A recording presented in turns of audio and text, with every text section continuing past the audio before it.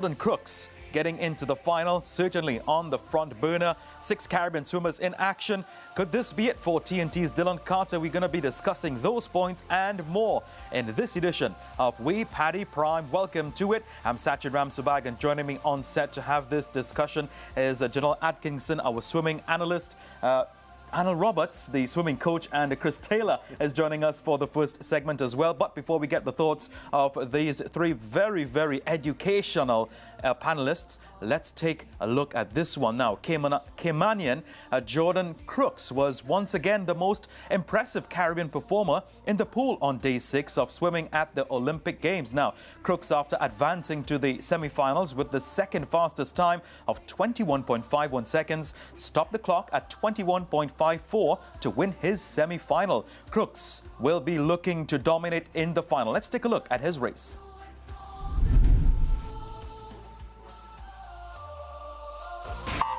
Semi-final 1 of the men's 50 freestyle. Pure speed. Dressel out to a flying start on the outside. Crooks is also flying straight arm. No breathing from these boys right now. Caleb Dressel at the top of your screen. Crooks in the center of your screen. It won't be a world record, but it's all about qualifying. Who's it going to be? Oh, it is Crooks over Dressel. 30. The French are going to love it. Maxime Grosset. Margin was 4/100ths of a second. Good on you, Caleb Dressel, really trying to push himself out there in an outside lane. And how good is Jordan Crooks? Well, he was extremely good, I'll tell you that. In response to the commentator's remarks, now Crooks will enter into Friday's final with the 4th fastest time, and Donald Oliver got his immediate post-race thoughts. Jordan coming close again to breaking the Cayman Islands national record. I mean, what another astounding time. The second time he would have broken 22 seconds this season. How did you feel after that race? Good. Just trying to stay in process and prepare for tomorrow. Yeah. You seem so composed by it all. I mean, what are you going through mentally? You know, it can be a lot. There's a lot of noise, a lot of people here, but just trying to stay focused on my swim, my race, and do my job. So. First Cayman Island swimmer to reach a final. How are you feeling having achieved that? It feels good. Glad to be a part of history and follow in the footsteps of those before me. What are you going to be doing between now and the final then? Just rest. Yeah, he certainly needs a lot of rest after a race just like that. I'm going to rate it similar to a drag race in motorsport. That was certainly the drag race of swimming, the 50-meter. Janelle, what a race that was. No, it was very incredible. And it's one of those where, I'm so proud to see him really come into his own. He's very quiet, very shy. And, not for nothing, he's actually come out a lot more to his shell in the past couple of years than he has, or than he looks now. So it's one of those now seeing him on this type of stage, I was just thinking as I'm watching his interview, like what an amazing experience that would have been had he gone to Tokyo and been there and been able to witness everything firsthand. But not for nothing to break 22 seconds 2 times in one day when he's never broken it before.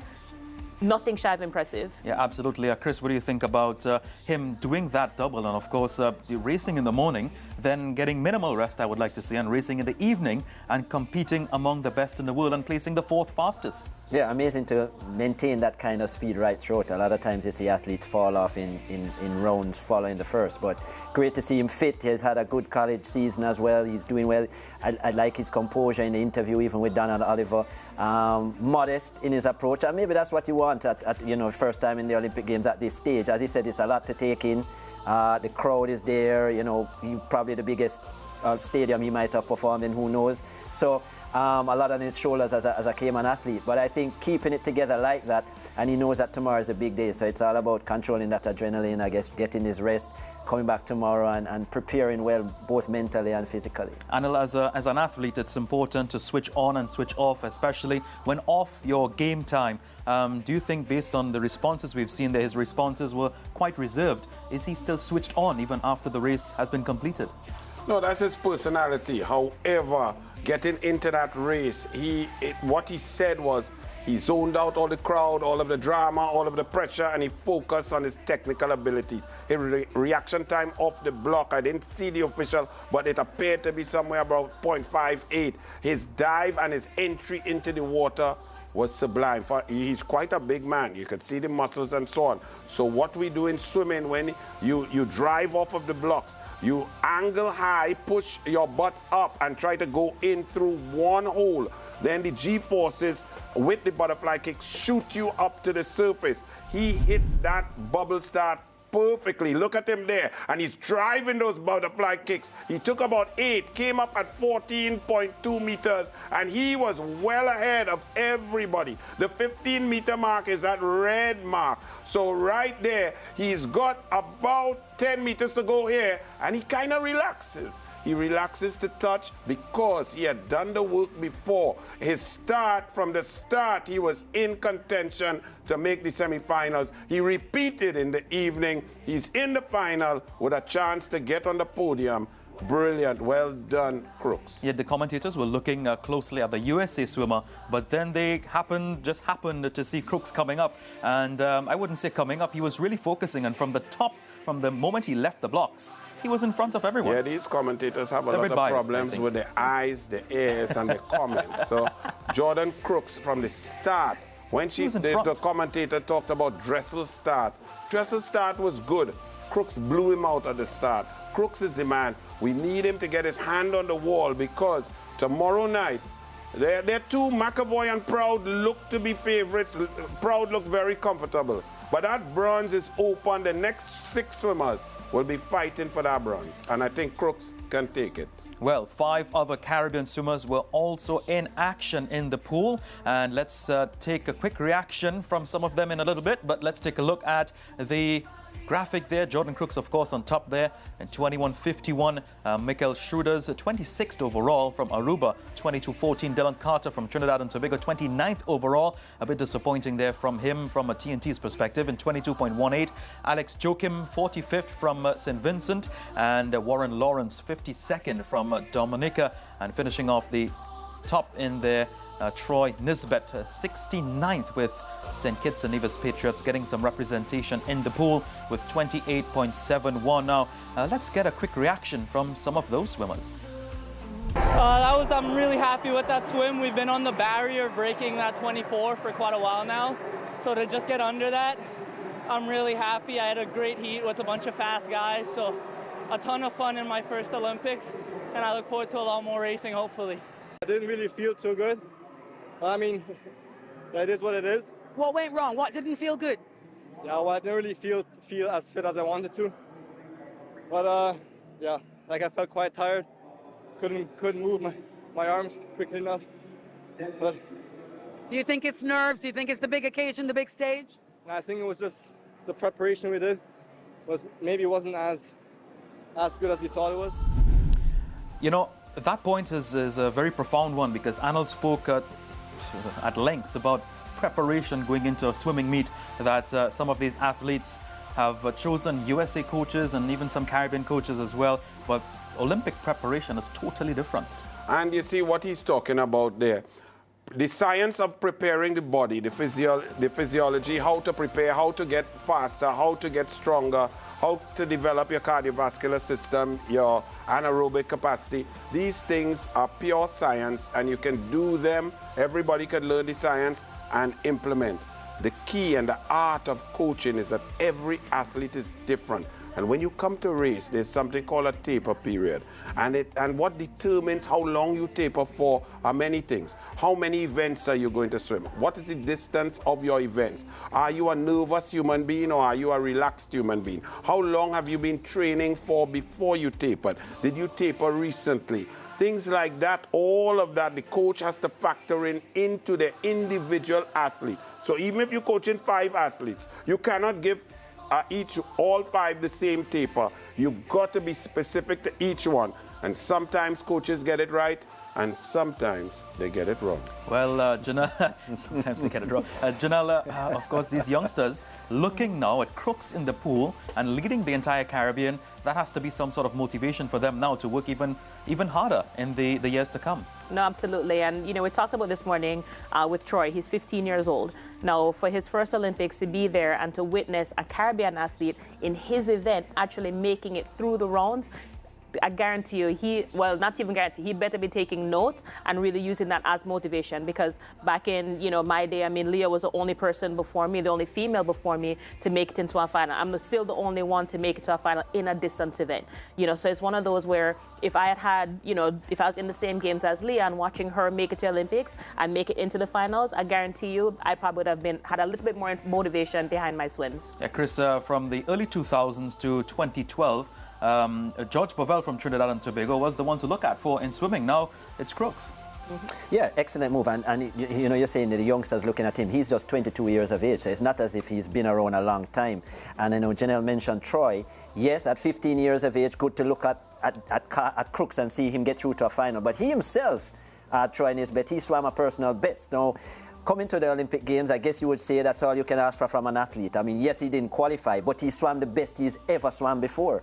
And I think credit has to be given to him. Also, Joachim as well swam a personal best. So I think from, is it St. Vincent? I think he is from, yeah, St. Vincent. So even though they didn't progress beyond the first round, the fact is they have done their best at the Olympic stage. And I would think from even a coaching perspective, that's all you can ask of your athlete. Yeah, indeed. Really, really hope that these athletes take note, as Janelle mentioned, and learn from the experience. 15 years of age, you have all your life in front of you, so please do take notes. Now, Trinidad and Tobago's Dylan Carter is the most experienced of the region's swimmers in Paris, but after 3 Olympic appearances, he's yet to deliver on the promise he's shown at the Commonwealth and the World Short Course levels. This was his assessment following his 22.818 seconds performance in the men's 50-meter freestyle heats to place him 29th overall. Let's see what he had to say. I've been off the past few months. I was hoping to come here and salvage it. We're going to have to go back and look at how training went and where we went wrong. It's a bit hard to see right now. But obviously I wasn't ready for it, you know. Quite far off my best. Yeah, Olympics are always tough, yeah. They are indeed, yes. 21.69 your best, 22.18 today. You think preparation, you think conditions, obviously the big stage, you know it well as a 3-time Olympian. Yeah, but it never gets easier. Everybody says this experience thing makes it easier, but I don't know what they're talking about. For me, it was easier when I was 18 and I was clueless. So it gets more with more expectation. As an established athlete now, a 3-time Olympian, I feel more pressure than ever. Maybe I put it on myself. I don't. Interesting, very interesting points indeed from one Dylan Carter, admitting that maybe the preparation was not right. Janelle, he said an important point that stood out to me there. Everyone's speaking about experience, but clearly he says it didn't work for him. Now, when it comes to experience, you have to learn from these experiences. And if you're not learning, then you're never going to actually advance. So, I mean, for Dylan to say, okay, well, I've been to 3 Olympics and basically I still don't learn nothing, it's just like, then what are you watching and what are you doing? And if you can't figure out even before the games that you're not at the level that you need to be at, then, I mean, not to sound too harsh, but step aside, let somebody else who does not have the experience, give them the opportunity to have that experience and learn from things, learn from your own mistakes. You know what I mean? So it's one of those where it's like, it's disappointing because, I mean, not for nothing. You had me all riled up after that 100 saying, wait till the 50, I'm going to show you something. Interesting, because I too have grown to know that experience is the best teacher. One, Arnold Roberts, what are your thoughts on him? I saw you twitching, your eyebrows were going back and forth when you heard that point about him not having the best in the pool because he admitted that he was not prepared well.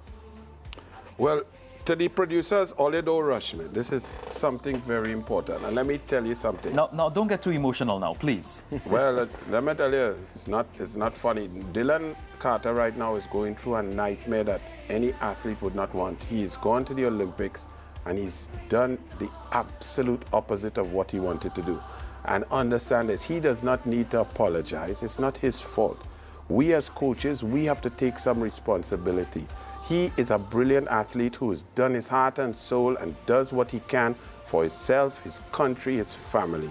He is in a nightmare because his coach has some questions to answer. I saw his races, and from the start, let me just tell you, generally, everything was wrong. He is one of the quickest starters in the world, faster than Crooks, yet he could not get his reaction time off the block. His spring off of the block was not there, which means his ATP system, his nervous system, his anaerobic capacity was down.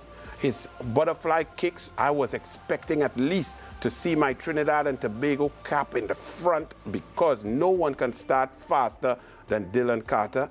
That was not there.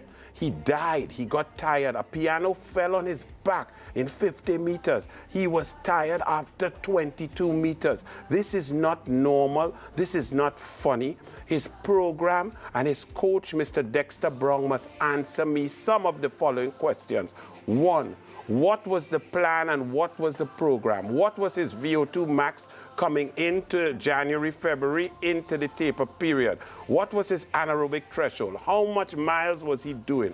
What was his resting heart rate when he woke up? What was his heart rate when he was doing his lactic acid test? How many miles was he doing? How many meters at that lactic acid cycle to generate speed to finish? What was his power output? What was his strength in the gym and his power output in different key exercises? Squats, lunges, bench press, pull-ups, and so on. How long did you come off of the weights? What did you do to keep his aerobic capacity up so that he could recover? What was his stroke rate? What is the distance per stroke? Because his stroke, relative to the best 20 in the world, he looked quite lethargic. He couldn't generate power. He couldn't generate speed. His body position went. Everything was wrong. So I asked Mr. Dexter Brown, what did he do? Why did he do it? I say this because we as coaches have to take responsibility. When I did the worst coaching job in history in 2003, Barcelona World Championships, George Bovell could have had an easy silver medal if I had just relaxed and let him swim his race. I got confused and greedy because I wanted gold, and I created in my mind a fabricated position that George could somehow shock Michael Phelps in the first 50 of the butterfly and we could get gold. George believed in what I said, and I gave him that ridiculous strategy. He believed it, he tried to implement it, and instead of silver, we got fifth. I went on the radio, on TV, anything, and I apologize from the bottom of my heart for being an idiot, for being dotish, for coming up with the most idiotic strategy and throwing away a silver medal at the World Championship. I corrected that, and George got a bronze in 2004 Olympics. Mr. Dexter Brown needs to stop smiling and taking pictures and start to answer, because I've had discussions and I have seen and I have told him that what he was doing was wrong. He did not want to listen. He insists on doing something that creates a situation. He said that George Bovell was the last piece of the puzzle when George just showed up. They called George to come up. There was no puzzle. The puzzle was missing pieces. There were pieces missing, and that is what happened. So it's not Dylan's fault. Dylan is a brilliant athlete who's brought pride to our nation. Trinidad and Tobago is proud of Dylan Carter. He needs not apologize. Is there a future for him? Yes. But he has to make some drastic changes because he is God-given talent. He's a medal-winning swimmer. Forget that he's flopped out now. He still has that inherent ability in him, but it must be mastered, it must be respected, and coaches must understand this is not a game to go on a trip. That athlete is a brilliant athlete, and right now, y'all don't even understand the pain and the depression that he is in from that performance. I think we could end the show here now after that statement, but I totally agree with Anil's points there, every single one of them. Chris, you're a coach as well. Do you share the same sentiment as Anil? Where do you think Dylan Carter has? He can either learn from this experience, hopefully, and move on to represent the country at another Olympic Games and even do even better there, or step aside. And as you say, you have to respect as well that the Olympic Games is every 4 years. So he's 28 now. You're now asking him to come back at 32. Much different proposition, much more difficult. 4 years older as well. Yes, you'll have the experience. But you could look at his face in that interview and realize that he was depressed. He looked lost. He looked lost in that interview. Yeah. And, you know, I mean, debilitated at the fact of his performance. I mean, just a year ago, or less than a year ago, he swam 21.69, which was his best ever. So obviously that preparation period in the last year, they got that totally wrong. Whatever was the mindset or the approach to training or preparing, as Anil said, even at the tapering off, went completely wrong. And Carter, even before this race, the commentators and so on spoke about Dylan Carter and his start. So it is something that is known right across the world, that his ability to get off the blocks quick, produce a quick start, everyone knows it, but yet it was not there. So yes, very disappointing, and I agree from a coaching perspective, it's not what you would want to see your athlete put out. I mean, that's not the kind of output, and you don't have a lot of time. So yeah, unfortunate. As to whether he should step aside, well, only Dylan can know that. I mean, at 28 years of age, it's not all over. I mean, you have athletes, we see athletes performing still at 36, 37 and putting together performances. We saw Shoscom winning a gold medal. She's what, 35 or so, something like that. So, I mean, the possibilities are there for Carter if he can get that mindset right. If not, and he thinks that, you know, this is enough, then yeah. Janelle, you're saying something in your mind that you want to tell the people of the world. No, I mean, it's one of those where, you know, and I understand to Chris's point, yes, Sjostrom, you know, she is an outlier in terms of, okay, she has come out from the depths of, you know, basically back from 2018 when she was really great, or 2017, and came out with a win this time around. You know, when it comes to the Caribbean, right, we have 1 and 2 athletes that are here, and, you know, it's one of those where, you know, for me, I retired at 21. And yes, I could have gone to 5 Olympics, but why? Why? For what? I want to go and I want to be competitive. If you're not going to be competitive, right, and you've already gone to 3 Olympics, why not give somebody else a turn, right? Be selfless in that. Think about the country, think about the region, think about the sport, and what you can do to basically impact the youngsters and giving them an opportunity, the same opportunity that you had as an athlete, and allowing them the space to grow and really be competitive. Interesting. What interesting. Dylan, I know we're going long, but this is very important because this young man has been great for this country. Yes. He can go on, but he needs to find a coach that will instruct him. He is an experienced athlete now. So people might say, but Anil, why you don't coach? Well, I am a bit too dogmatic for Dylan at this stage in his career. He's developed his own ideas and so on. He needs someone who could work with him, but could tell him and instruct him and plan what to do. You cannot have a situation where your cardiovascular system is not there. You haven't done the miles to do. You did not do enough anaerobic threshold set. You try to just sprint. No, you swam fast in January when the Olympics are July. He went 48.24 in January. That would have made the semi-final if he repeated that time. No. But you do not swim fast in January when you want to swim fast in July. In January, I would have been hammering you. If you went 52, you would have been lucky. If Dylan Carter's camp, yes or no, if Dylan Carter's camp ask you to be their technical advisor, would you accept? I am always there. However, I know the personality and I know my personality. Okay, all right. And it's a bit not a too good match. Yeah, it does. I mean, you need another personality. So that yes could or match. no? I would always advise. Okay. But definitely. But we take your point. No, but coaches, you have to find a mesh that will absolutely work. Right, if he could say, yes, Anil, I'm going to listen, let's go, but he's too old for that really now to change. Right. So you're always open for advice. Always open for advice. All right, when we return from the break, we'll continue our discussion with swimming, and we take a look at this afternoon's final. Stay with us on We Paddy Prime.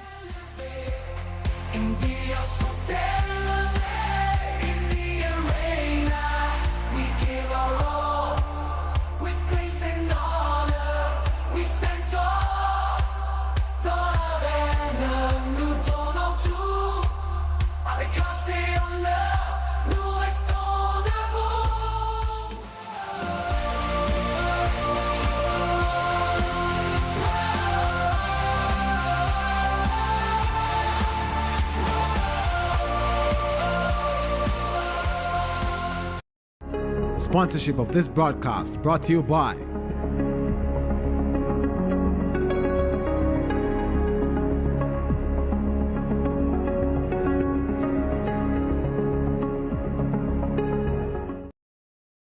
In a world where our dreams sometimes seem so far away? Digicel is the partner that brings us all together. Stay connected this summer at home or on the go with Digicel Plus Home Fiber or a Prime Broader plan. Enjoy premium access to the action anywhere you're there. One side, one Digicel. One Jamaica. Digicel. Better connected. It's the Paris Games, darling. Everything needs to be perfect. Sneakers and spikes? Check. Her looks? Check. Okay, team. Seems like we pulled this off in record time. So, I just want to know, where's the water? Thanks, but I mean the cases of water.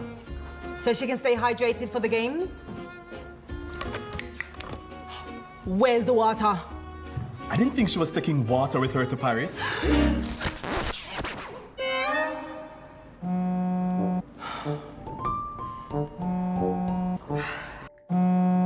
Hey, Jacko!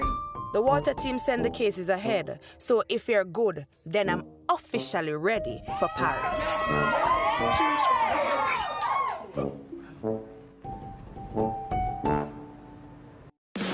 Track and field,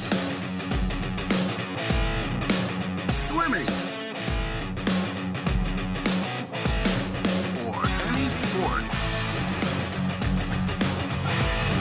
Place your bets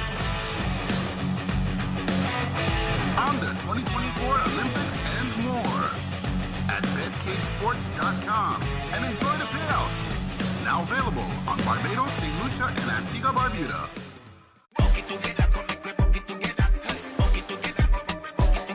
We a bucket together when everybody out. Fried chicken we a pre-bucket for the crew. Share a bucket together, everybody go live. Spicy original when we online. Bucket together to the new dance craze. Taste explosion bursting with flame. When we a bucket together, it put you in a good mood. Every moment to share is finger licking good. Bucket together, come and bucket together. Bucket together, bucket together. Sponsorship of this broadcast brought to you by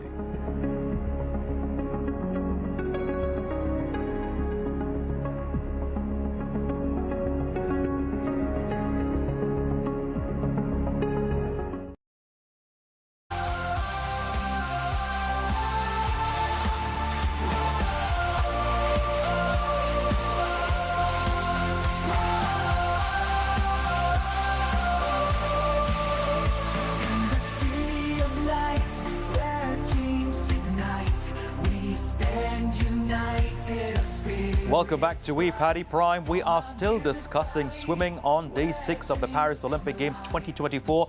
There were 4 finals today, so let's get into that discussion. The women's 200-meter butterfly, the men's 200-meter backstroke, the women's 200-meter breaststroke, and the women's 4x200-meter freestyle. First up, folks, we're touching on the 200-meter butterfly final for the women. Yufei Zhang of China, 2:05.09.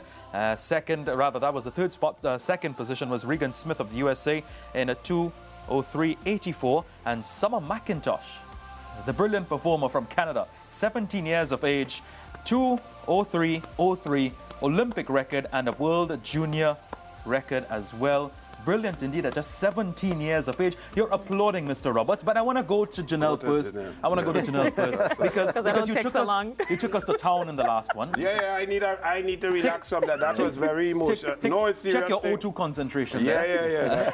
No, your laughing. ATP is working well. Hello, pain. That's pain when you don't perform good. That is real pain. Well, someone who is performing excruciatingly well is Summer McIntosh. No, absolutely. Correct. And for being as young as she is and not necessarily having as much experience on the world stage, let's you know, stress on the that same word. experience, she can even still learn more from this experience that she will gather and take with her moving forward. Now, when it comes to 200 flies, I mean, that event is rough stuff. And I mean, she was dominant. We knew I knew, I won't speak for anybody else. I knew this was her race to lose. And it's one of those where Regan did a great job of putting herself in that contention, because I know she wasn't super happy with the other events that she's performed in. You know, so for her to really go out and kind of put her neck out there, knowing that full well, you know, she's coming, but I'm going to do what I have to do to get myself on the podium. But Summer McIntosh, I mean, in a class of her own. Yeah, indeed. Chris, what are your thoughts on her? Of course, just 17 years of age, above the pack by leaps and bounds. I think from we saw her at the first heat of the Olympics, I thought she was brilliant. She was a standout at just 17 years of age. As you said, her maturity as an athlete on the biggest stage was something to behold. So to be able to put up a performance, as I said, from the heat, she showed her class and she's continued right throughout. Double gold medal now. I mean, brilliant in terms of her performance.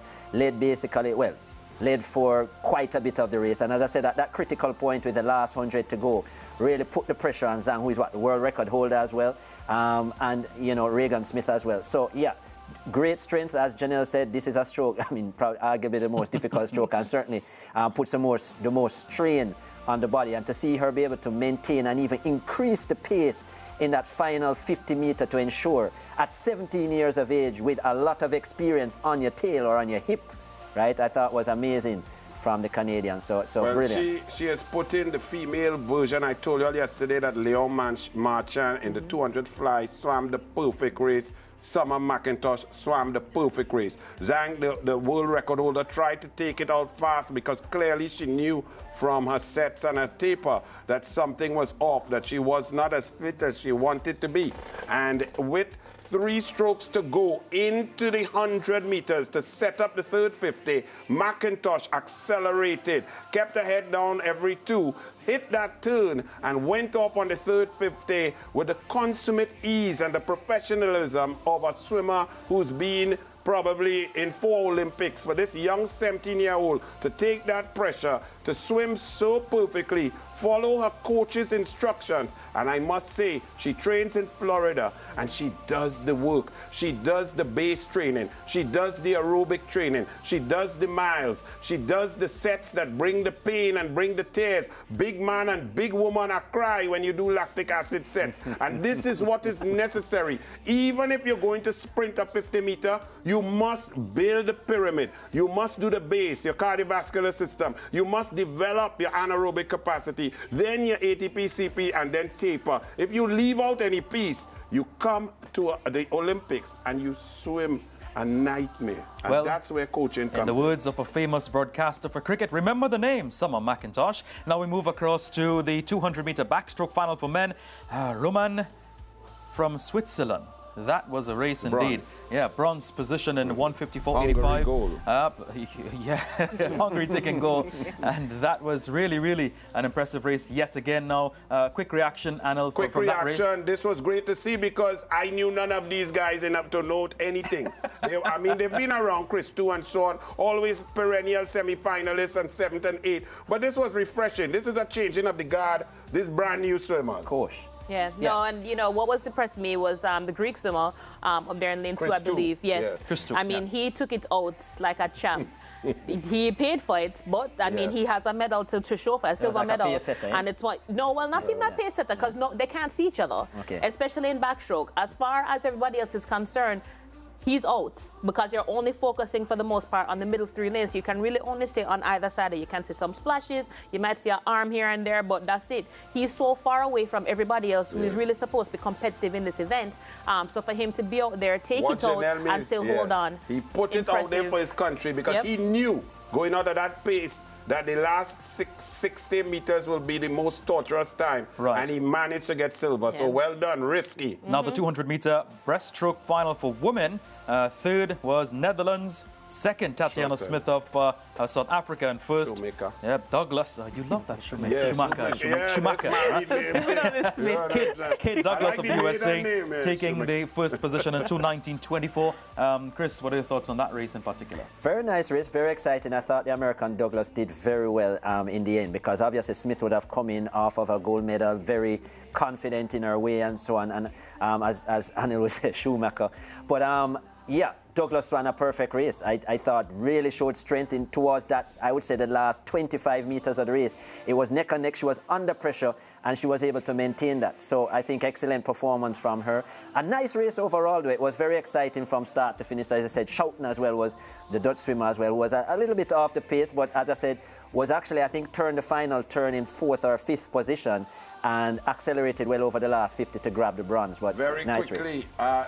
Douglas, who swam a perfect race, maybe saving Anthony Nesti's job. Now, you have to remember, and I must say at this juncture, happy African Emancipation Day, but Nesti is the first black head coach of the USA, and they're not doing as well as before. So Kate Douglas winning a gold medal is good. They have to pick it up because they're going to make Nesti the scapegoat if they don't do much better in these last few days. Well, lots of swimming discussions in this first two segments of We Paddy Prime. The swimming certainly taking the spotlight and will continue very much into Friday. Now, the athletics section will come up shortly. Stay with us on We Paddy Prime. Stay with us.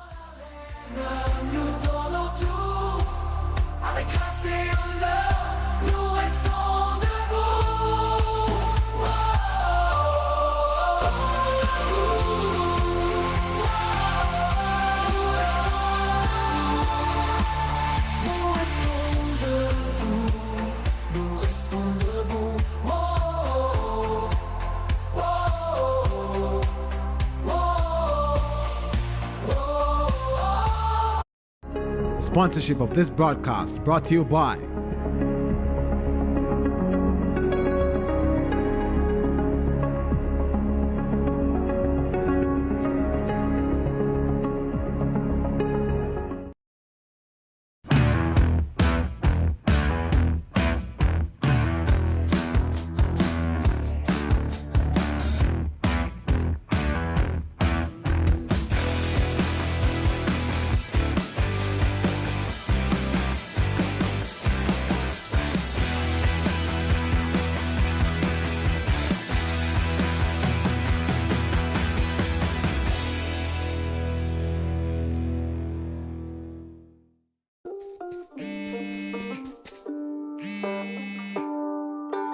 Hello, you excited for date night tonight? I'm seeing you at 5, right? Of course, babe. I'll see you at 5.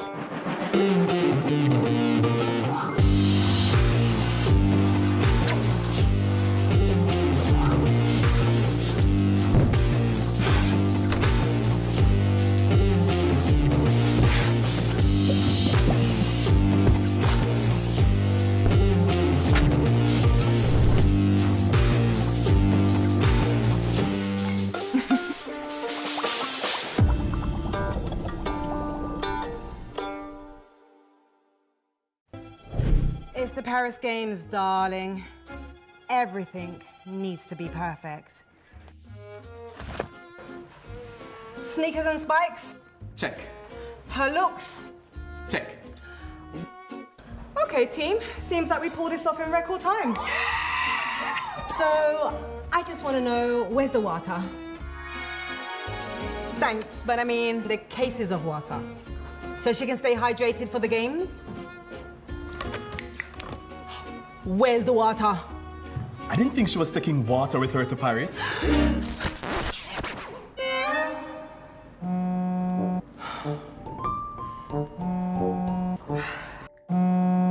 Hey, Jacko!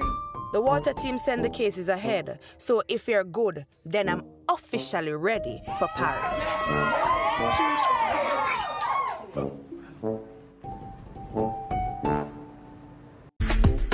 In the heart of Kingston's business mecca is a 17-story gem. The Jamaica Pegasus Hotel offers luxury to all our visitors for business or leisure. Relax in one of our many deluxe suites with mountain or pool views. Savor the array of culinary delights in our Blue Window restaurant. Enjoy complimentary breakfast or visit our 24/7 cafe. We boast 9 extensive conference facilities for your meetings and banquets. We look forward to welcoming you soon at the Jamaica Pegasus Hotel.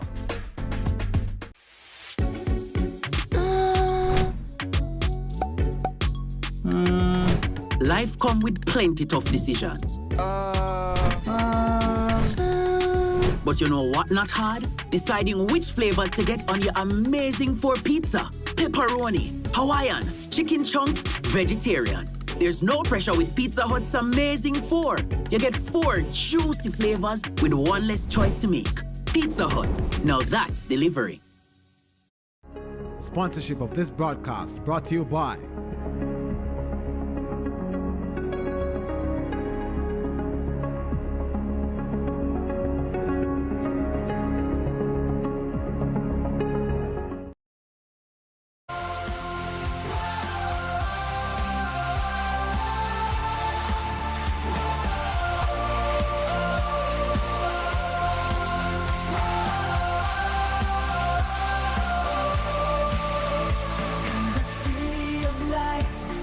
We are back, and the athletics section of the Paris 2024 Olympic Games started this morning with the men's and women's 20-kilometer race walking events. Yeah, you heard that right, walking. Now, we all know that the region will be buzzing with activity and thoughts when track and field action begins on Friday morning at 3 a.m. Jamaica time, 4 a.m. Eastern Caribbean time. And one man who is looking forward to the Games is 9-time Olympic gold medalist Carl Lewis from the USA, and Donald Oliver caught up with him.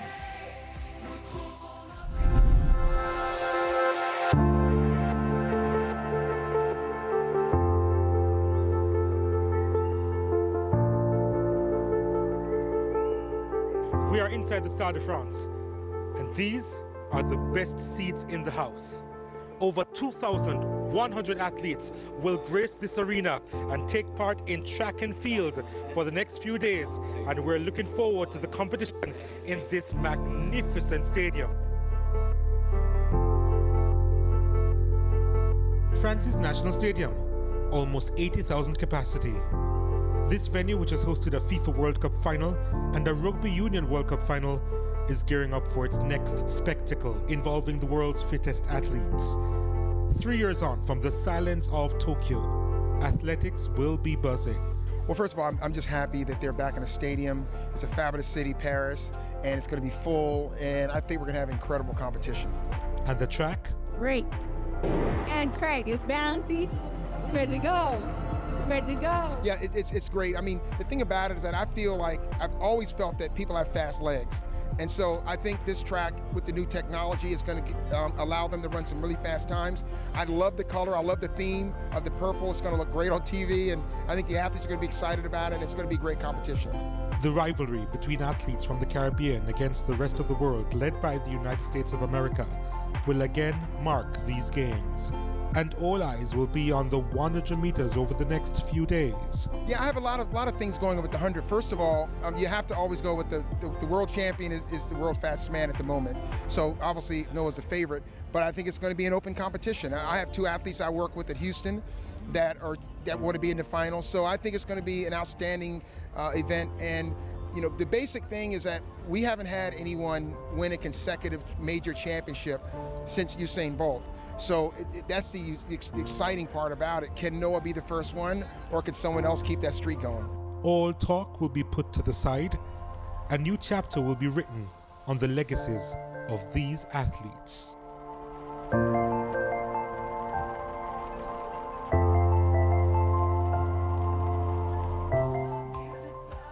Hey, thank you very much, Don. Really nice piece there. Carl Lewis looks, first and foremost, he looks very, very fit.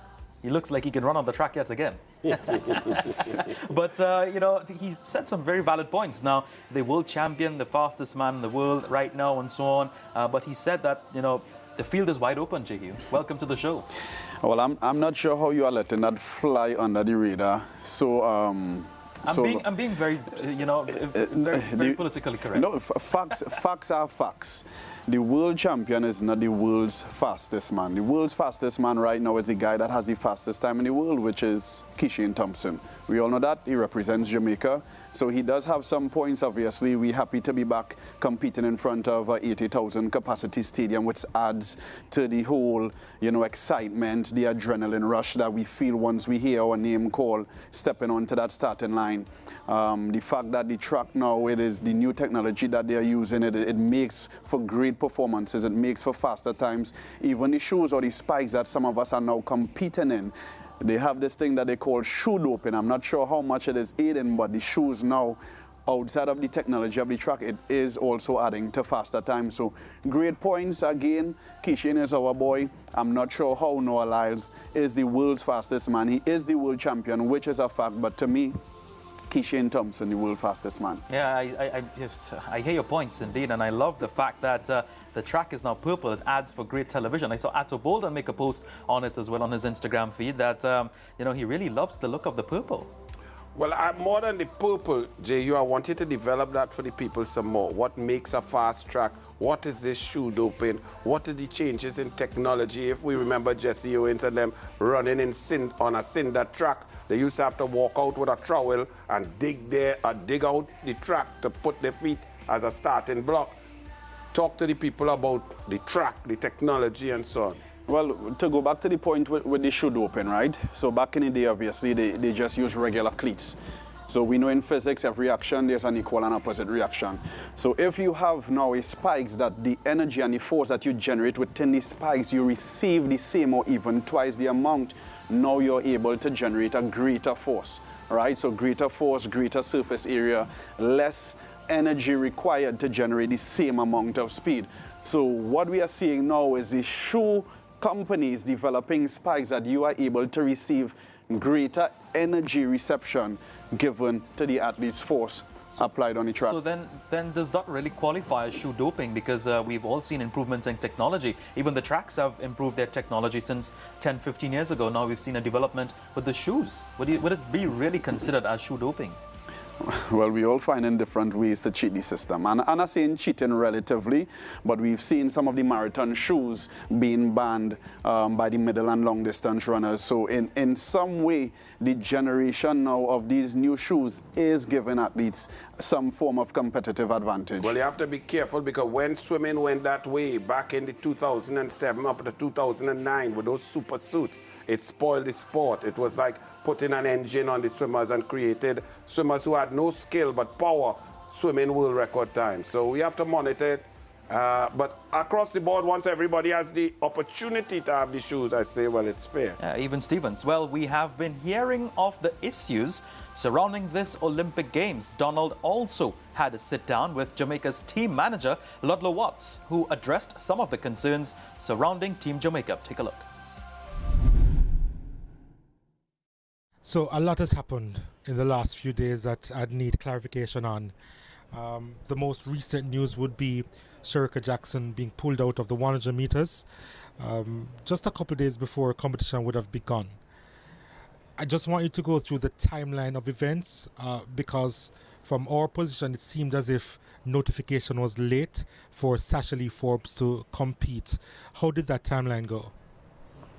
You're correct. The notification was late, and you would have seen, therefore, that the fact that she was brought in late, you would realize that people involved in track and field would know that she would have been training for relay practices.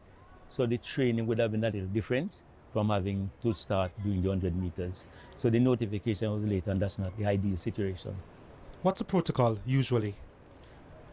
If somebody is not available, it would be said that we should have been given enough notice in terms of what is likely to happen so that some adjustments can be made in terms of the training and other documentary preparations.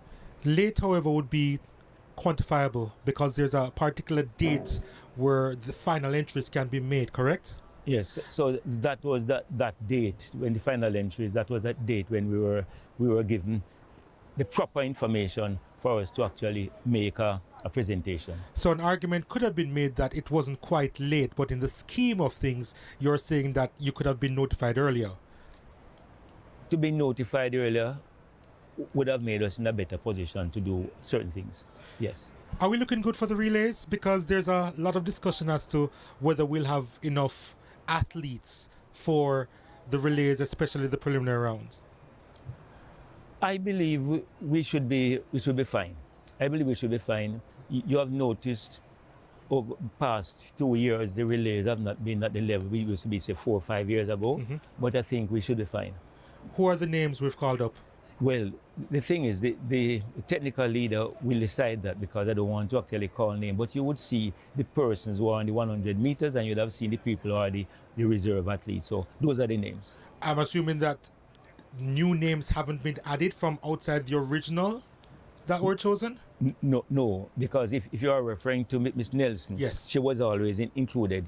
Her name was always included. Okay, but in terms of her traveling though, is there an issue for her to be in Paris in time? She's in Europe at the moment, so preparations are made for her to travel to Paris within the next 2 days. Comments were made that if they were her, they wouldn't take up the invitation to come based on the fact that she was on and off, so to speak, according to what she has posted on social media. There was no on and off, because when a person is a reserve, and the person would be called upon if needed. So there was no suggestion about on and off in terms of, so we did the documentation in terms of the team selection. And if one person is listed as reserve, as the word reserve says, we will be called upon if need arises, and that the need arises now. So if persons are making comments, I don't think that's a very good comment to make, but I will not comment further on that. Is there anything that you could take away as a learning lesson moving forward? Things that could have been done differently, you feel? Let me say this. When the Jamaica Athletics Administration has its events, we know exactly what we have to do, and we do what we need to do. For instance, we went to Budapest last year, and we had 19 officials. Now it's 16 in terms of management, coaches, medical, and massage therapists and coaches. So what happened now? But what we did, there's a quota, but we took it upon ourselves to pay for the extra costs at excess limit, costing as well, to have all these people there. And the same thing could have been done here. But it's not the J-Trays event, and it's the funding ought to come from the Jamaica Olympic Association. But all I'm saying is that I don't think persons are short of funds. So in terms of making the ideal preparation for teams, that could have been done differently. Because at the end of the day, there are 88 medals from the Olympics and 87 from track and field. And track and field ought to get the respect it deserves. And it's not just respect, it has earned. And the people of Jamaica will understand that every time they talk about Olympics, the corporate world, everybody knows it's track and field. So we should not have to be having difficulties in terms of having the quota, or even if you exceed quota, once it can be accommodated in terms of making excess payments, in terms of bringing extra athletes, those are things that should not have been an issue. But that's how it is. There is a narrative out there in terms of changing of the guard that is needed in regards to management of these type of events, administration, etc. I'm sure you'd have heard that as well. What are your thoughts on that? Because it's a noise that is growing, even from people who may not know the details, but still a response to that narrative. A lot of people in Jamaica are ignorant to track and field. They don't know nothing about track and field, know nothing about preparation of teams, and they don't know about the issues involved. We have not gone around and saying that we have had this type of problem. We don't go around and discuss these things. But 90% of the people who speak are people who are totally ignorant and have nothing constructive to say. And I will say that. I'll say it here and I'll say it everything because it's a fact. Is there a succession plan in place, though, to alleviate issues that may come in the future for those who are probably ignorant of the issues now, but would like to be in positions where decisions are made in the future? Let us put it this way. The successful countries have a system in place and ours is no different. Okay. Let me give you an example. You would have, like the United States, they would have certain persons who are there every Olympic game for several years, and they bring in different persons to come in. We have this type of situation because we have had persons who have just come in for the first time, and we continue to do that. So we have succession planning in terms of performance. So the succession plan we talk about, I don't think it has, they have to be specific. They have to be specific. You talk about the noises. What they need to do is to come and say this, but we are making that things not going well and Jamaica will change. That is rubbish and garbage from people who have nothing substantial to say. If you have a criticism, point on it. Anybody want to say anything and say, what would you like to see happening in terms of the J-Trays, or what you want to see happening in terms of preparation for these games? You speak to it and we can say, yes, we did it, but maybe you did not realize that or something. But people need to be specific, no generic argument noise. Do you have an open door policy with the athletes and have they utilized it? Yes. Athletes? Yeah. Yes. But you may not be aware that there are some coaches, some areas that try to keep the athletes apart from everybody else. So in that case, you would not ideally say you have an open air policy because the access is not as it ought to be. Tell me about it. Right. So that is the type of situation. So yes, we have an open air, and a matter of fact, we welcome and we really appreciate anytime we have opportunities like these to speak with them. We were at a camp the other day, and I can tell you that it worked very well because a number of the athletes, we had a more one-on-one together because that's gels camaraderie. So a lot of these things help when we have like a camp, but not everybody goes to a camp either. So we will always have a situation where we don't have 100% of the type of mix or arrangement that would be ideal. Accommodation is okay, by the way, because I know that a few athletes were complaining about the heat as well. Well, a lot of athletes from all countries were complaining. So that is something that has been normal to universal to all the athletes in the village. One or two countries may have done something extra for their ACs for their athletes. Yes, one or two countries. But if you look at the United States, that has basketballers who are millionaires and in one case billionaire. It's easy for them to do a lot of things that's not really normal to the other countries, but it's not whole scale where other people are doing it for countries. No, it's a few countries. Few countries have done it specially. So that would have been a budgetary issue in terms of comfort, right? That would have been a budgetary issue in terms of comfort. But the thing is, I do not think it's something that could not be done. Okay, all right, fair enough. But I'm not soliciting or pressing for it. Got it. Yes. Finally, what's the mood in the camp? Because usually Jamaicans tend to perform so well under adversity. But what's the mood in the camp now?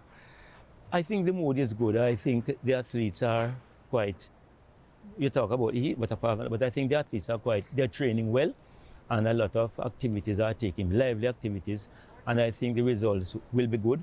People have spoken about the food.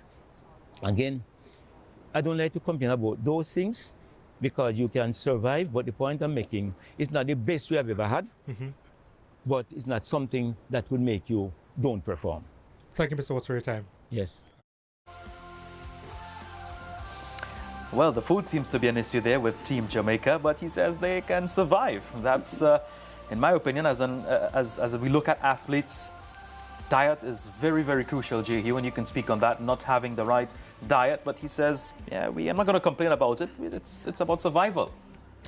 At this stage, the food and nutrition is not going to make that big of a deal. The majority of your preparation has already been done prior months and even years before.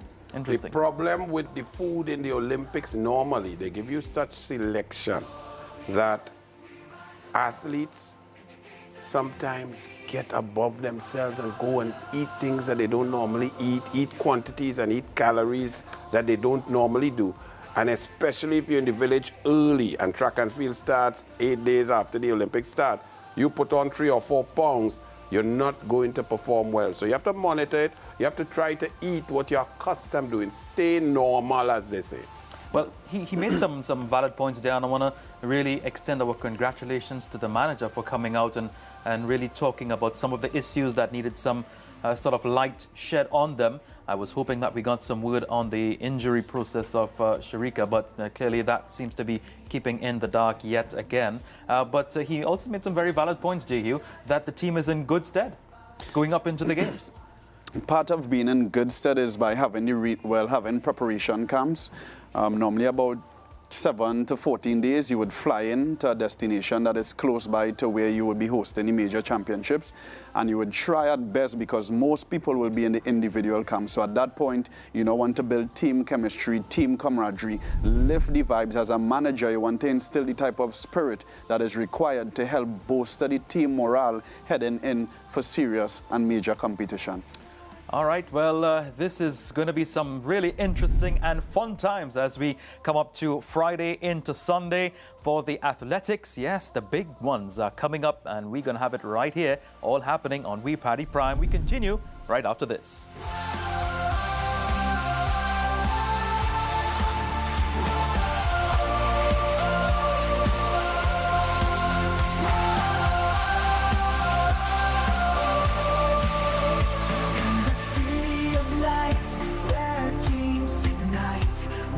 And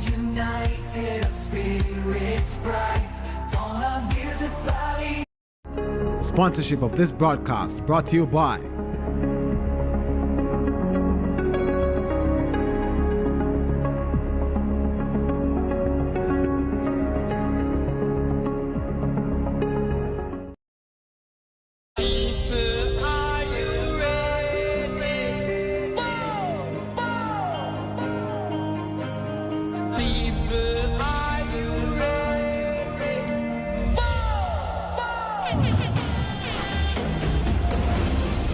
In a world where our dreams sometimes seem so far away, Digicel is the partner that brings us all together.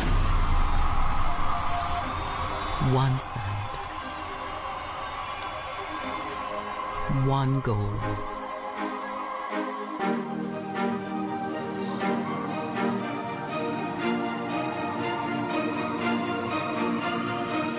One Digicel. One Jamaica. Absolutely incredible performance. Be terrified by the line that went on forever, where one man is trapped in a never-ending car insurance payment line. Wow, that sounds like a nightmare. Right? So why not skip the horror story and choose BCIC for all your car insurance needs? You can go online and get a quote in less than 5 minutes. Or you can buy a policy in less than 10 minutes. Plus payment options and so much more designed especially for you. BCIC, rethink insurance. It's the Paris Games, darling. Everything needs to be perfect. Sneakers and spikes? Check. Her looks? Check. Okay, team. Seems like we pulled this off in record time. So, I just want to know, where's the water? Thanks, but I mean the cases of water. So she can stay hydrated for the games? Where's the water? I didn't think she was taking water with her to Paris.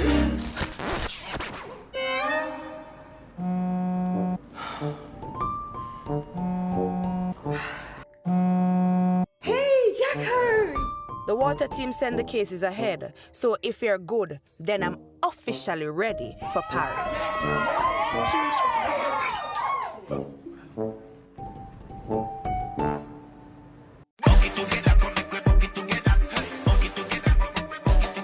We a bucket together when everybody out. Fried chicken we a pre-bucket for the crew. Share a bucket together, everybody go live. Spicy original when we online. Bucket together to the new dance craze. Taste explosion bursting with flame. When we a bucket together, it put you in a good mood. Every moment to share is finger licking good. Bucket together, come and bucket together. Bucket together, bucket together.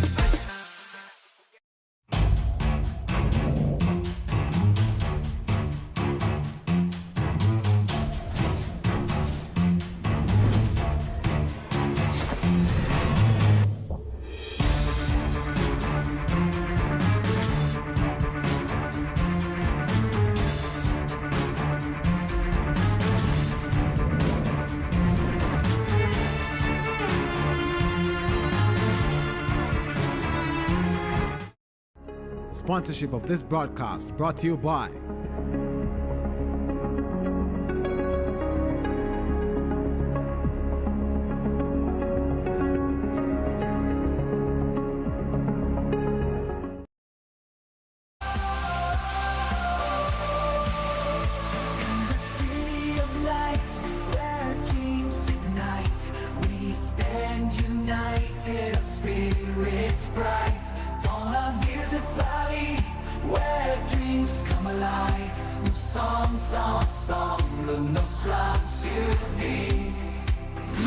Hey, welcome back to We Party Prime. Time now to look ahead to the blue ribbon events ahead of tomorrow's start of track and field action. First up is the women's 100 meter, and for that we welcome another one of the great voices you will hear on commentary throughout the entire track and field coverage. Obadilla Thompson, Sydney's 2000 men's 100 meter bronze medalist, Barbados' only Olympic individual medalist, joins us from the Paris commentary box. Obadilla, welcome, my friend. How are you doing today? I'm doing well. How are you doing? I am great. I'm happy to have you on the show. And just quickly, I'm sure you've been observing the game so far, just into day 6 now. What are your quick thoughts on the game so far, especially from a Caribbean perspective? I think things are going well, but you know, athletics is about to start, and this is, for me, when the games actually begin. Yeah, for sure. You know, what are your thoughts initially? First off, the women's 100-meter gold medal round. It will happen on Saturday. Of course, we have the heats and the prelims happening early on Friday. Any favorites going into those? Yeah, in the absence of Shericka Jackson, I think Sha'Carri Richardson is the prohibitive favorite for the title. She's run this season 4 races, and all of them have been sub 1090. Her slowest time is 1088. Her fastest time is 1071.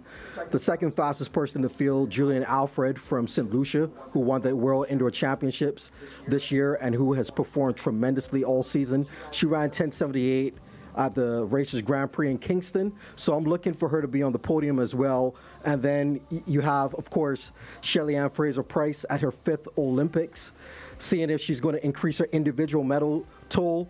Tia Clayton coming out this year. You also have Dina Asher-Smith, who's been there from the UK. So there are a lot of women who are perhaps capable of, I'm looking at it more like silver and bronze, but I see Sha'Carri Richardson as far beyond everyone else. Well, Sha'Carri, gentlemen, she has been very vociferous in the way she performs, even off the field, off the track, even in her build-up, in her post-matches as well, has been all very vocal. What are your thoughts, Jehu, on her, of course, going into this 100 meters as the favorite? Sha'Carri is somebody that is pretty bold. She stands by what she says. She attracts attention, as you mentioned, both on and off of the track. So given her performances, given that she's the defending world champion from last year, the way that she does it with ease, making it look like Darrell Brown in the early 2000s. I think Sha'Carri is the overwhelming favorite for me at this point, given that obviously Shericka has pulled out, the only person from Jamaica currently that we are expecting to really give her some push. But there's a dark horse in the race for me, and that is Julian Alfred from St. Lucia. Nobody's talking about Julian Alfred right now, but I feel she is somebody that could slip in and probably upset Sha'Carri for that Olympic gold medal. Interesting points indeed. Obadili, do you think those points from Jehu Gordon, the St. Lucian, will have a chance of a gold medal competition? Absolutely. One of the things that you have to do, as we always say, is you just make the final. Once you're in the final, you have a chance. I cannot see 3 people in the world beating her, and she indeed has, I think, the engine to be able to do it. She came 4th at the World Championships last year. I've spoken to her several times. I know she is not pleased with her performance. She thought she could do better. She's cleaned up her things biomechanically. I spoke to her coach actually earlier this week, and he's been really impressed with what she's been able to do, her maturity. In the past, she was one of the athletes who, if she didn't get the first part of the race, if she wasn't leading, then the rest of the race wouldn't go well. This year, she's won from different positions. In Jamaica, she didn't get the first step. She was not leading right at the beginning, and she closed it out running 1078. And I really think it will come down to who is capable of running 2 sub-1080s on that night for the semifinal and the final. And I believe she's capable of doing it. Sha'Carri's capable of doing it. Perhaps Melissa Jefferson for the U.S., who won the U.S. trials, U.S. Nationals in 2022. And also, I've heard Stephen Francis say that Tia Clayton left about 1/10 of a second on the table at the trials. She ran 1086, so based on his word, his development, and I've heard other people talk about how good she looked this year, she might also be in the mix in the 1070, mid-1070 range, which I believe will be in contention for possibly the gold, but definitely the other medals. Oba, I just want to ask you, as you're on with us still, your favorites for the final 8, maybe the top 3, maybe? Predictions? People who know me know that I don't give predictions. What I do is I look at athletes, how they progress, and I look at their faces right before the race starts, and then I can tell. Because some people perform really well and they get into the moment, and then the moment swallows them. Other people, they're more comfortable. Top 8, I would say 2 Jamaicans. I put Tia Clayton, I put Shelly-Ann Fraser-Pryce. I also include the three Americans. So that's Sha'Carri Richardson, Melissa Jefferson, who came second, and Tanisha T.T. Terry, who is also their training partner. I put her there. Dina Asher-Smith, potential Daronita, who made the Olympic finals in 2021. Also, Marie Jose Talu Smith, who has been a staple at these championships and has won medals at the World Championships. I put her there. I think, and Julian Alfred. So I put that as my final 8, 8 or 9, whatever I just call. I think it's going to really be among those women. All right, Arnold Roberts, Fraser Price in the mix of things. Do you think she can actually finish in the top 3? Definitely, and she, you don't ever count out a champion. Absolutely. As we saw with Shostrom, and she has been there, done that, and she is brilliant. Sha'Carri Richardson, you spoke about her being on and off the track. That's what track and field needs. People showing their personality. You can either love her or you dislike her or disagree with her, but you're going to watch her. And she's in tremendous form. She is the favorite, but I'm worried about her start. In the U.S. trials, I think out of the 4 rounds, 3 times she had horrendous starts. Even in the final, she had an okay start. Now, Julian Alfred has been starting. Her drive face, her technique has been consistent. And what I love, she's added some 200 strength, some 200 fitness, some 200 finishing. In London Diamond League, she really took Gabby Thomas down to the wire. So it means that, as Obadele said, if you need to run 2 sub-9, 10-8s, that she is one that can certainly do it. So I'm going to go with St. Lucia girl. Jehu, we do have another person in the mix of things, Leah Bertrand from Trinidad and Tobago, who is not going in as a possible title contender, but she does have a good showing still. Leah Bertrand is relatively new to the international scene. Obviously, we have Michelle Yahi. Kudos to her for representing and holding down the fort for track and field sprinting over the last couple of years. We've seen a bit of changing of the guards now. So just to come back on the point with Leah Bertrand, she's somebody who has made it to the NCAA final this year. Personal best of just around 11.05, 11.07 around there, which is pretty competitive. She would need to run faster than her personal best, however, if she means taking a place in the final come Paris. Yeah, Oba, did you have Shericka Jackson as part of your entire final 8 or 9? Absolutely. She's the Olympic bronze medalist from Tokyo. She's been silver at the last 2 World Championships in Eugene in 2022, in Budapest last year. And, she's a sub-1070 runner at her best. She ran 1084 this year. So coming in, she would have had the second fastest time of all the competitors coming into the games this year. So her absence is going to open up opportunities for other people. But, yeah, she would have been there, I believe. All right, yeah, interesting points as well. The defending champion, Elaine Thompson-Herah, out injured as well. What sort of factors will that play in the Jamaican camp, Anil? Well, when you have a double champion out, it would add, you look for new leaders to come up because, as everyone said, as Dylan Carter said, even though it's the 3rd Olympics, there's still pressure. Track and field is pressure for all these athletes because they know that the weight of the entire Caribbean is on their shoulders. So someone will have to take that leadership role inside of there, either by performance, as Jehu said, if you're going to get the chemistry right, from the chef de mission, the management, the doctors, the massage therapists, everybody has to be on the same page. And Jehu was talking about, he was confused about the reserve with the relay and so on. Tell us about that, Jehu. So when we're looking at leaders in a team, you look at the people who have been there, they've done it, and now you want that to transcend throughout the entire team. So as much as you mentioned, we have the chef de mission, etc., etc. But when we see the team captains, I'm not sure if Jamaica is actually going to choose a team captain this year, but we look forward to the team captain going out there, showing what it means to wear either red, white, and black, hides, green, and gold, whichever color it may be. We look forward to seeing Shelly-Ann Fraser, to me, as a 5-time Olympian, multi-World Championship medalist, multi-Olympic medalist.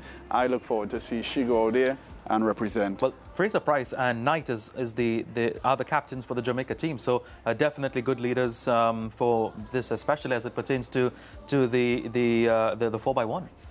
Yeah, no better persons at this point in time.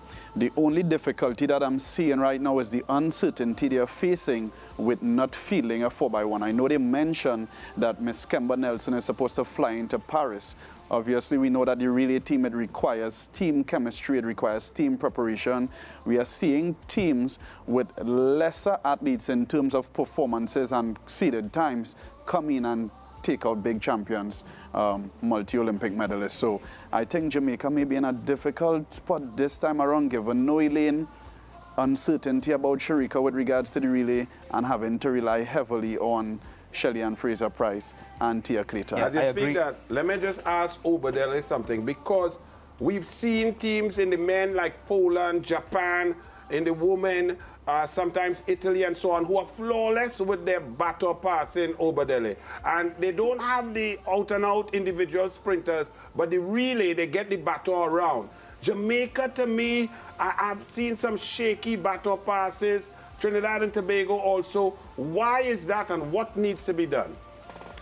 As Jehu was saying, it comes down to the chemistry. If there's if people aren't turning up to training, or people have uncertainty about what they're going to do, a lot of times the athletes will just focus on their individual events. Their coaches will tell them, don't use the energy on a relay until we finish our individual events. And unfortunately, well, I can't say unfortunately, we'll have to see how it plays out, but there is a chance that Jamaica simply will not be ready with the personnel. There's going to be some significant changes from the people that they've used in the past. And although most of the women have some experience, they have not had experience together as a unit.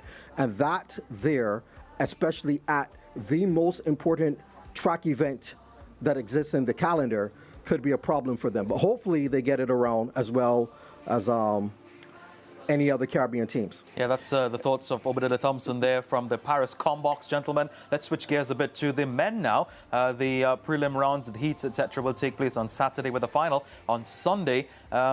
Keenly contested, Jehu. Keenly contested, or being Papi showed a lot through television. Yeah, we're making a big deal about someone who is the world champion and claiming, self-proclaimed to be the fastest man in the world. There's an entire series on Netflix currently about it, but the out-and-out right favorite currently is Kishian Thompson. I don't think there's no argument at this point to say he is not the favorite. All right, Jehu mentioned favorite. Oba, what about you? Your favorites? So I differ a little bit with Jehu, and I think traditionally what happens is that the individual, especially man, so fastest man in the world, usually is the world champion, Olympic champion. This is just understood. We had a problem back in 1996 when Donovan Bailey from Canada, Jamaican-born Donovan Bailey, of course, he won the Olympic Games, set the world record, and then Michael Johnson comes along and sets the amazing 1932 world record. And then a question arose: who is the fastest man in the world? And then they had their 150 match. That should have been a non-starter. It's understood within the sport, especially in the 100 meters, the fastest man in the world is the person currently holding the title. There are some exceptions to that case. My good friend Kim Collins, when he won the World Championships in 2003, his time was pedestrian.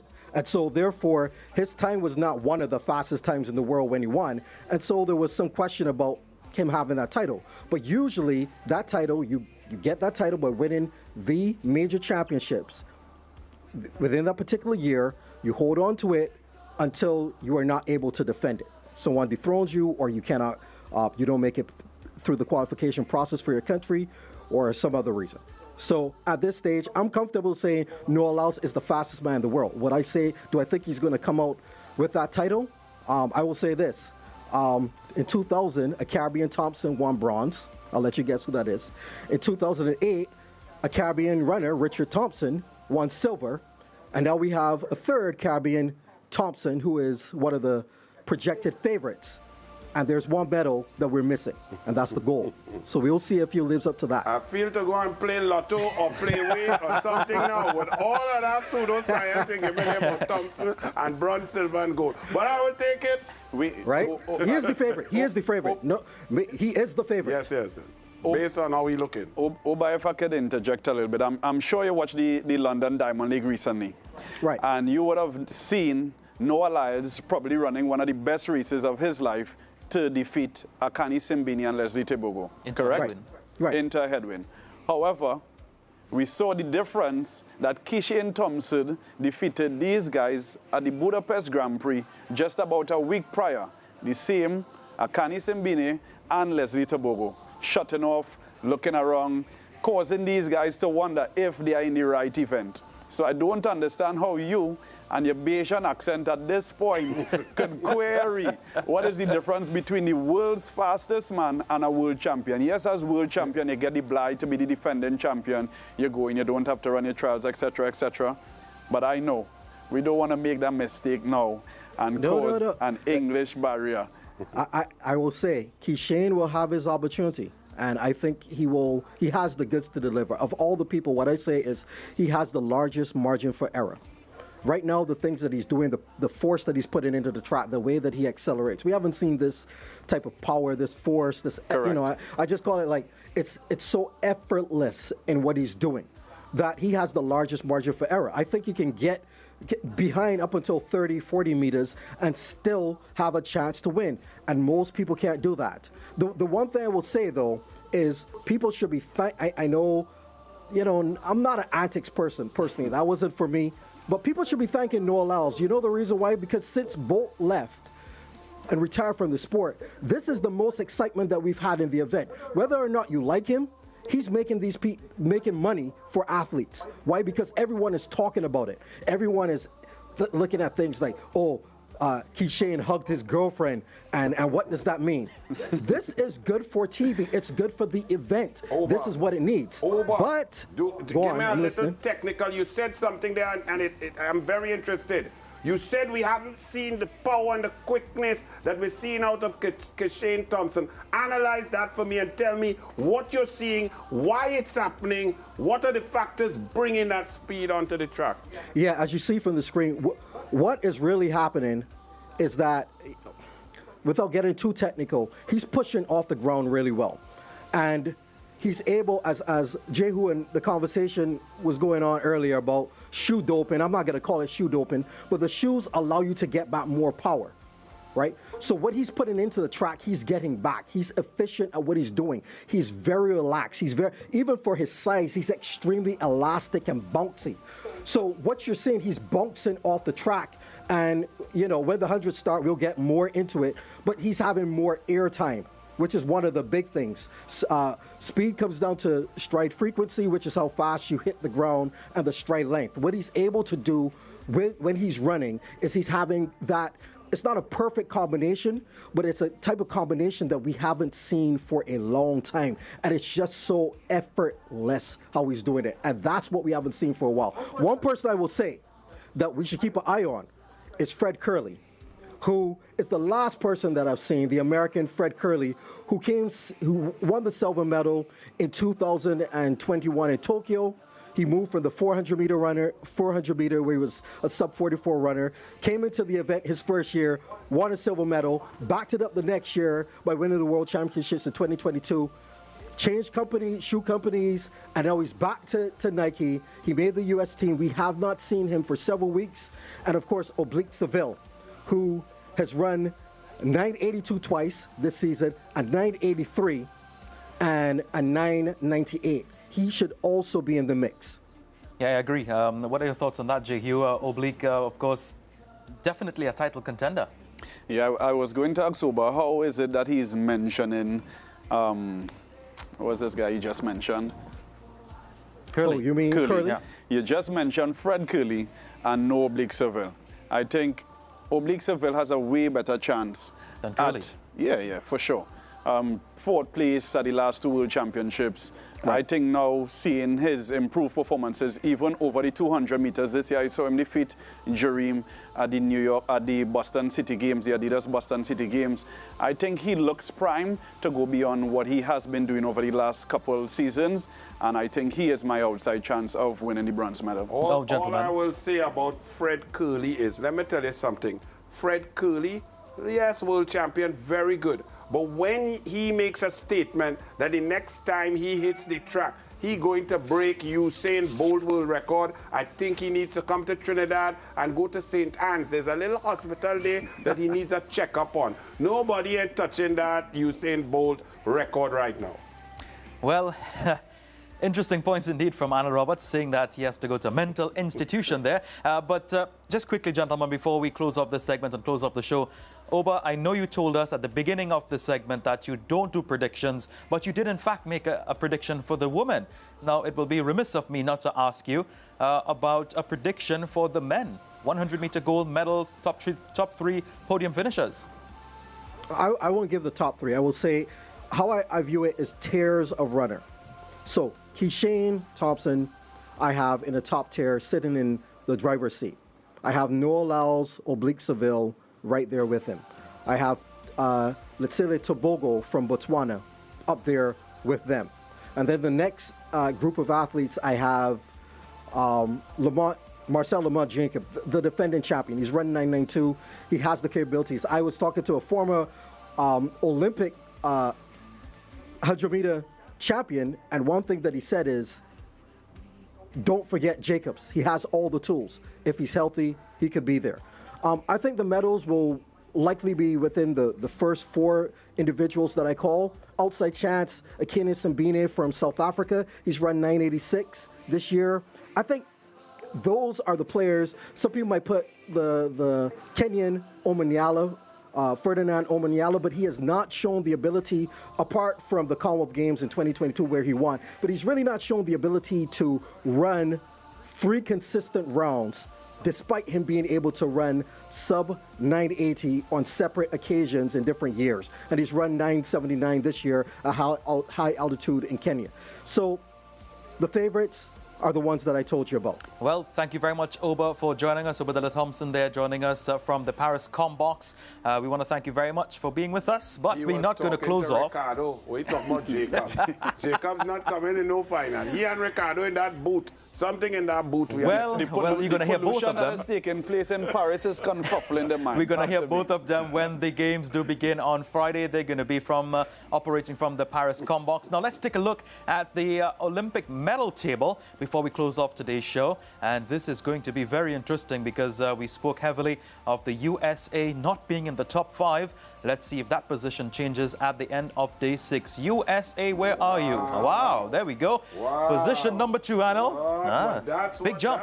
That's what we are talking about. I was in shock. That's more like it. Position number 2 there with 9 gold medals, 37 in total. China, number 1, 11 gold, 24 in total. And closing off the top 5, Japan still there in the top 5, 8 gold, 16 in total. Great Britain on the heels of everyone else there with 20 medals in total, 6 gold for them. So the USA finding back their footing, back into the top 5 of the medal table. We want to thank everybody for joining us today. Jehu, Anil, Janelle and Obadele Thompson joining us from the Paris Combox. And of course, Chris Taylor as well in the mix of things. Thank you once again for joining us on We Parry Prime.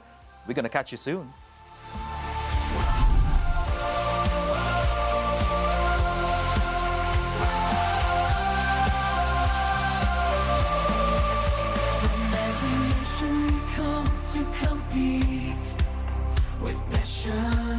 Courage, our hearts beat. De chaque nation, nous venons pour rivaliser. Avec passion et courage, nos cœurs sont élevés. In the arena, we give our all. With grace and honor, we stand tall. Dans l'arène, nous donnons tout. Avec grâce et honneur, nous restons debout.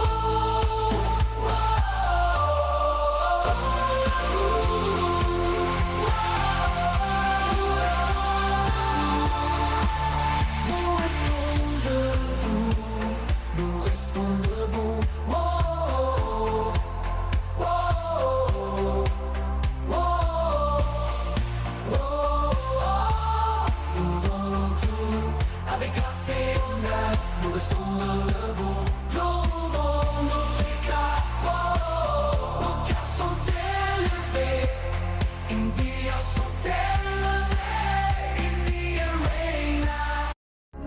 Sponsorship of this broadcast brought to you by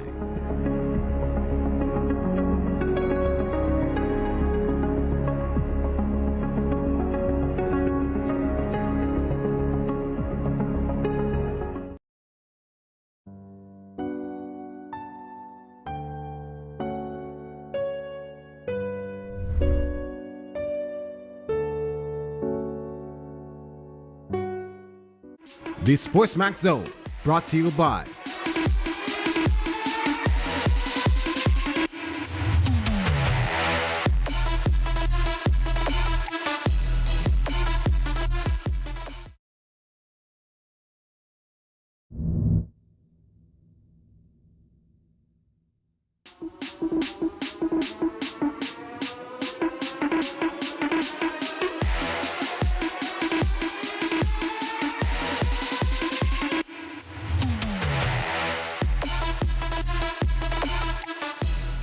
So we're inside the last 21 minutes of the SportsMax Zone for this Thursday. In true ESPN fashion, the USA Network Sports